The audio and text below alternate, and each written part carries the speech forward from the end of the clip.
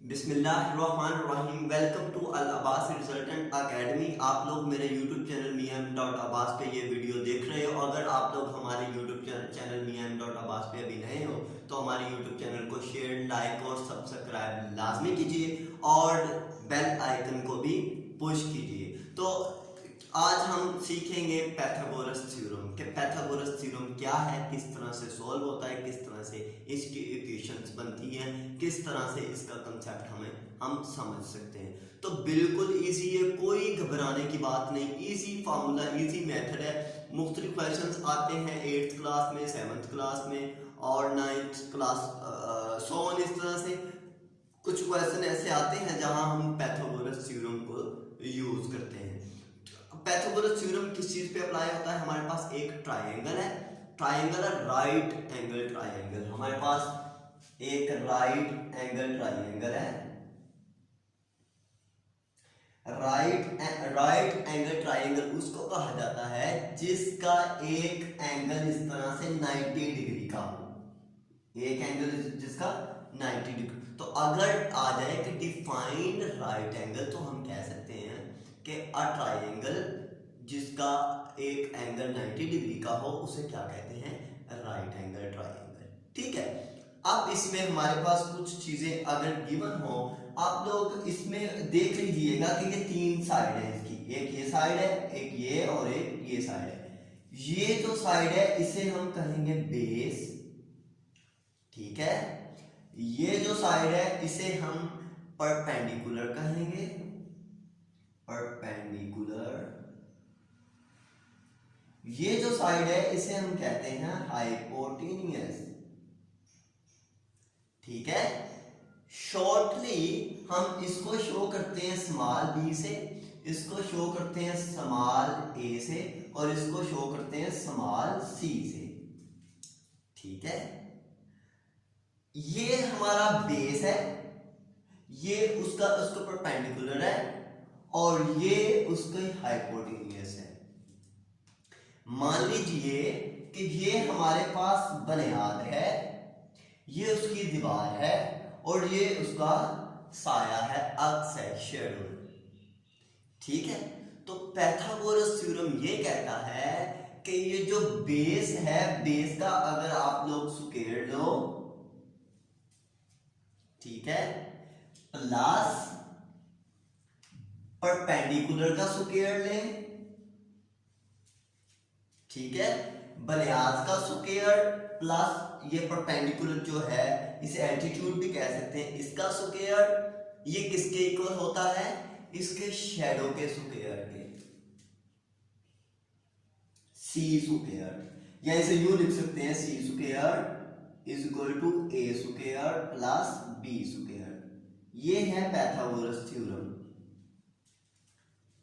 Simple बताऊं कि अगर एक दीवार की बुनियाद है और एक उसके ऊपर दीवार है, अब उसका जो शैडो होगा वो उसकी बुनियाद और उस दीवार के इक्वल होगा। ठीक है। वो दोनों बुनियाद और वो दीवार मिलके क्या बनाते हैं? वो शैडो बनाते हैं। तो इसमें आप लोग ये भी कह सकते हैं, इस तरह से भी इसे लिख सकते हैं हम, हाइपोटेन्यूस का square is equal to perpendicular का स्क्वायर प्लस बेस का स्क्वायर। ठीक है।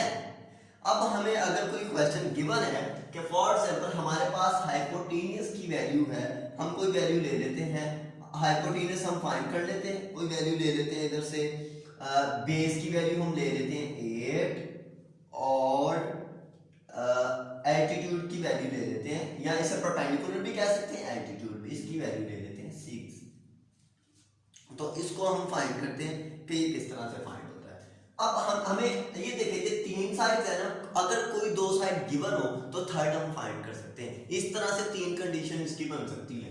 नंबर 1 यहां पे मैं बता दूं, अगर ए और बी हमें गिवन है तो हम सी फाइंड कर सकते हैं।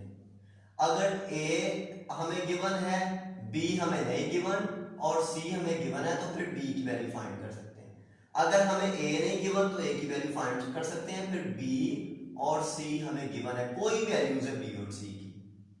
ठीक है, अगर यहां से अब एक बात आप और याद रख लीजिए कि अगर अब यहां से हमें सी फाइंड करना है, ए और बी की वैल्यू हमें गिवन है, तो फॉर्मूला मैं लिखता हूं पहले इधर, ये फॉर्मूला है, इसी को यूज करते हैं इधर। पहले क्या, C square is equal to A square plus B square. अगर मैं इधर भी अंडर रूट ले लूं और इधर भी अंडर रूट ले लूं, taking square on both side, तो ये स्क्वायर नोट से कट गया, ये आ गया C is equal to A square plus B square, इसका अंडर रूट। आप ये भी फार्मूला यूज कर सकते हो इसकी जगह, ठीक है, इजी हो जाएगा।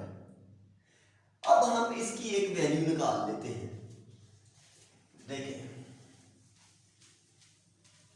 हमें हमारे पास ये फार्मूला पहले लिख लें, C is equal to A square plus B square under root. C is equal to a की वैल्यू क्या है इसमें 6, इसका स्क्वायर ले लें, प्लस बी की वैल्यू क्या है 8, इसका स्क्वायर ले लें, और साथ इसका अंडर रूट, ये वाला square root. C is equal to 6 square 36 plus 8 square 64, इसका under root. C is equal to 36 plus 64 100 under root. C is equal to 10 2, तो ये सी की वैल्यू क्या आ गई 10। दो साइड गिवन थी, थर्ड हमने फाइंड कर ली। ठीक है, इजी है, कोई इसमें मसला नहीं है। तो अगर आप लोगों के पास इसमें सी गिवन है, ए गिवन नहीं है, ए 6 था वो मैंने रेस कर दिया, ए मान लीजिए वो गिवन नहीं है हमारे पास, वो नहीं हमें पता, तो हम कैसे फाइंड कर सकते हैं देखें जरा। अगर हम इसका फार्मूला इधर लिखें, यही फार्मूला हम लिखते हैं, C square is equal to A square plus B square. हमने क्या फाइंड करना है, ए फाइंड करना है ना, तो ए को इधर ही रहने, तो बी को उठा के इधर ले आओ, सी स्क्वायर के प्लस बी स्क्वायर इधर आके minus B square is equal to A square. इधर भी अंडर रूट ले लो, इधर भी अंडर रूट ले लो, तो ये स्क्वायर रूट से कट गया। अब a is equal to C square minus B square. तो ये फार्मूला इस तरह से डिराइव कर लेंगे हम, उसी से फार्मूला डिराइव हो गया इस तरह से। तो इसको कैसे फाइंड कर सकते हैं देखिए जरा इधर, ये हमारे पास है a is equal to C square minus B square, चूंकि हमने a फाइंड करना था, तो a is equal to C की वैल्यू क्या है 10 स्क्वायर माइनस बी की वैल्यू क्या है 8 square, 10 square 100 minus 8 square 64, 100 minus 64 36 का स्क्वायर रूट 6, क्योंकि 6 6 36 का स्क्वायर लेके आएगा 36, तो ये a की वैल्यू आ गई। देखा ना a की वैल्यू कितनी आ गई 6, तो पहले भी तो 6 ही थी। ठीक है, तो इसी तरह से हम फाइंड कर सकते हैं। इसी तरह अगर आप लोगों के पास b गिवन नहीं है तो b कैसे फाइंड कर सकते हैं, ये आप लोगों का होमवर्क है, आप b फाइंड करके देखें, लाजमी करना है, काम चोरी नहीं करनी, लाजमी करना है, ये करके देखें। अगर आप लोगों को प्रॉब्लम आता है, आप लोग कमेंट सेक्शन में मुझे बता सकते हैं कि हमें फलां जगह प्रॉब्लम आया। डिस्क्रिप्शन में मेरा फ़ोन नंबर भी अवेलेबल है, आप लोग मुझसे व्हाट्सएप पे भी पूछ सकते हैं, वैसे भी पूछ सकते हो क्वेश्चन एनी टाइम एनीवेयर।